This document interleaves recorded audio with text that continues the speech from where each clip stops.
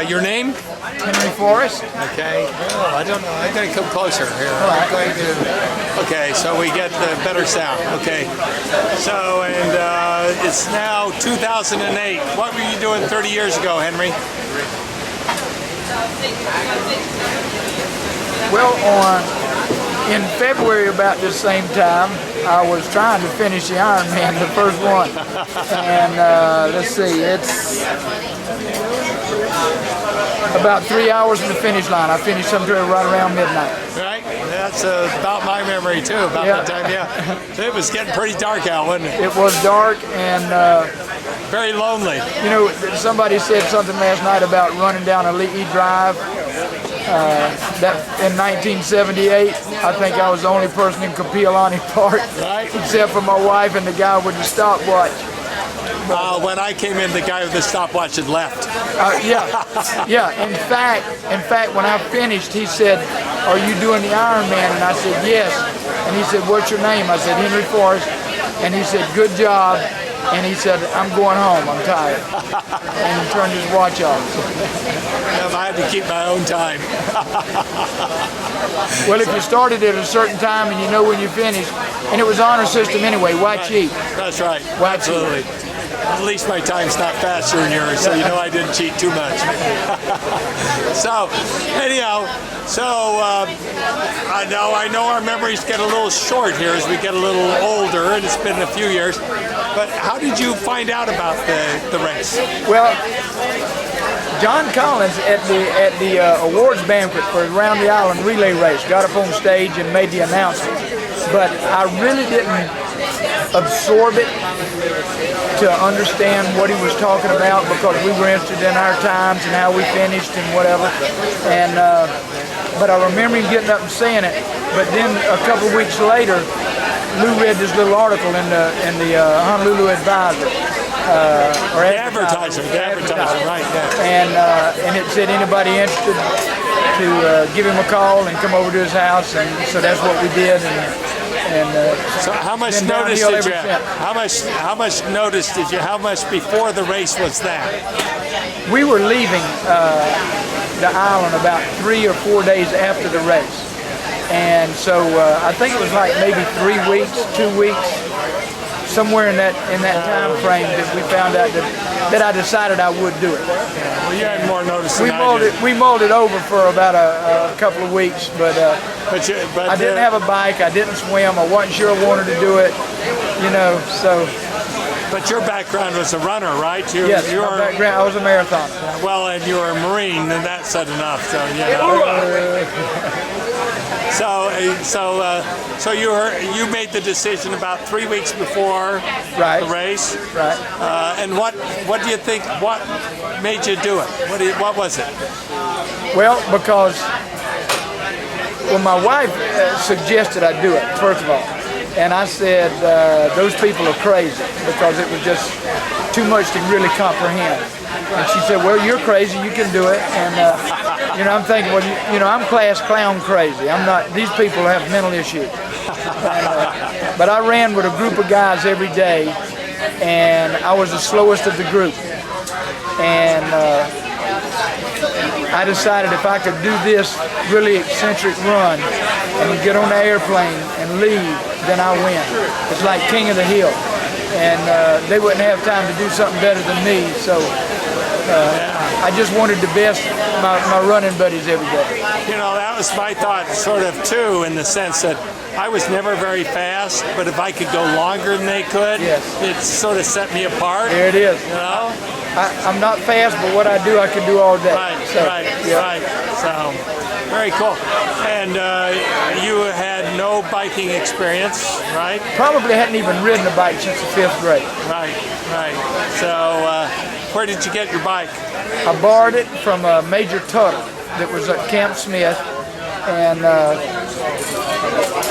you know, I guess 30 years ago you didn't see that many adults riding bikes, especially like you do now. We learned to ride when we were 5, 6 years old, and that was our mode of transportation until we got our driver's license. Right. And then that thing became a toy, and you put it in the garage. And I was right in line with that. I had a car, I was a Marine, I didn't play with toys, and didn't need a bicycle. Right. So then Right. I get signed up for this race, and now I need a bicycle. So you knew somebody who had one. I did not. I you just did put not? the word out, and I was getting worried because I wasn't going to spend. Back then, a bike cost a couple $100, Right. and I wasn't going to spend that much money for a toy that I was going to use one day. Right. And so, if I couldn't get a bike, I probably wouldn't have done it. Right. And then a couple of weeks before the race, Major Tuttle stopped me in the hall and said, "No, I got a bike if you want to use it," and I did. So I borrowed it. And that was it. No, I apologize. It was Littell, Major Littell. Okay. Okay. Major Littell. Okay. And did you get to practice on the bike any? I practiced it a couple of times. I was smart, and I didn't want to start training on the bike. Wait a second. I want you to wait a second, Henry. I want you to know anybody who's going to watch this video is not going to agree with you that you are smart. Well, I was smart in this respect. See, I didn't want to start training on the bike and fatigue my muscles in a sport that I wasn't used to. I see. So I said, I'll do it enough to figure these gears out, and then I'll just save it for race day and put all my energy in it. I mean, how hard can riding a bike be? You get to sit down the whole way. You know, it couldn't be that hard. And then I found out I didn't know how to shift gears, so I was in trouble. 1 mile then you figure In out fact, tell us that you didn't figure out how to shift gear story. Okay, well, I'm part when of I this got on story. the bike, when I got on the bike, it was through Honolulu on the beach, through Kapiolani Park. Everything's flat, and then I was introduced to Diamond Head. And going up Diamond Head was a treat because I knew there were easy gears on the bike, and I knew there were hard gears. And so I was shifted to hoping for an easy gear, and it was a harder gear. And so then I started negotiating and shifting. I didn't know what I was doing, and it got harder. Then I'd find an easy one, and I said, yeah, this is good. And then down the backside, it was so easy I couldn't, I was just coasting. I was pathetic. And the other side of Diamond Head, I kept looking over my shoulder to see who was gaining on me, and it was Frank Day, and he was coming up on the bike, and he wasn't having any problem at all. So that's because I said, well, I'll just ask him. Before. Evidently, he's got this bicycle thing figured out. So when he comes by, I'll just ask him how to shift the gears, and I did, and he just went by me, scratched his head, and said something. I don't know what it was, but it didn't help me a lot. And so a year or so later, I was talking with Frank, and he said, I asked him why he didn't give me some advice. He said, I was laughing for the next couple of miles because I was thinking anybody out here that doesn't even know how to shift gears on this thing has got to be insane. Or how do you explain to somebody during a race how to shift gears on a bicycle? I mean, how do you do it? Yeah, you didn't stay beside me long enough to get into a class, Frank. Well, I want you to know you were one of the last ones out of the water in the swim, weren't you? No, I think I was somewhere in the middle to 3/4. Well, were you? Okay. Yeah, somewhere. It took me an hour and 34 minutes, I think. Okay. Well, it took me about an hour and 20 minutes. And you know how you got ahead of me on the bike? No. I stopped to take a shower. Oh, okay. Okay.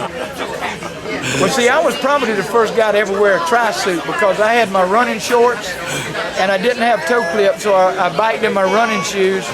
And I swam in my running shorts, so I just got out, dried off, and left. Well, so did I, but I had my running shorts and my swam, and I rode my running shoes, and all. Like I think we all did that. We all had tri-suits. We all did that. We all had tri-suits. That's right.